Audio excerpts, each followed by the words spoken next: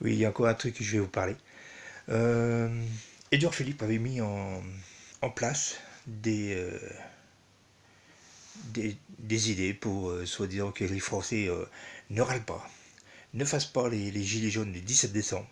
Il a dit que je vous donne la prime à la casse qui va passer de 2000 à 4000 euros. Je ne sais pas si vous avez entendu ça.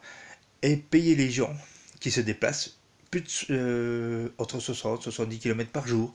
Alors les autres, qui font 56 km ou qui font au-dessous de 60 km, eh ben ils n'auront rien. Ils n'auront rien. C'est que toujours payer à un certain niveau pour payer moins les gens, pour rembourser moins, pour encaisser plus dans les caisses. Alors, on va parler de la prime de la casse. Au début, la prime de la casse qui était lancée, c'était 500 euros.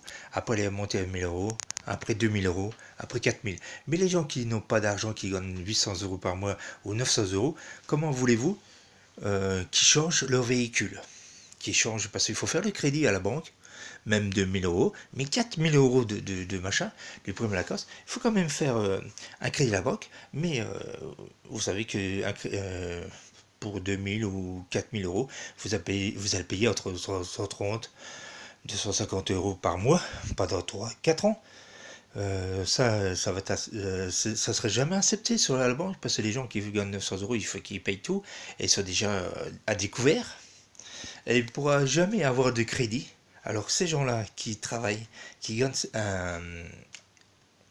un salaire de misère, mais vraiment de misère, hein, comment ils font pour s'acheter un véhicule entre 25 et 50 000? Il faut que le gouvernement Macron ou Édouard Philippe explique ça aux gens, comment ils vont faire. Parce que ces gens-là, alors dans ce cas-là, ils se retrouvent au vélo pour aller au boulot. Ils vont faire 40 km, 50 km en vélo pour aller au travail. Mais il faut qu'ils réfléchissent, l'État, le gouvernement, l'Édouard Philippe, là. C'est pas Édouard Bal, vous m'excuserez. L'Édouard Philippe, il faut qu'ils réfléchissent. Parce que c'est pas comme ça qu'on va y aller.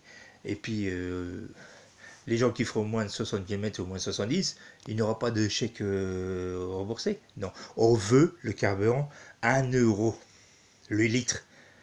Euh, ça, c'est clair.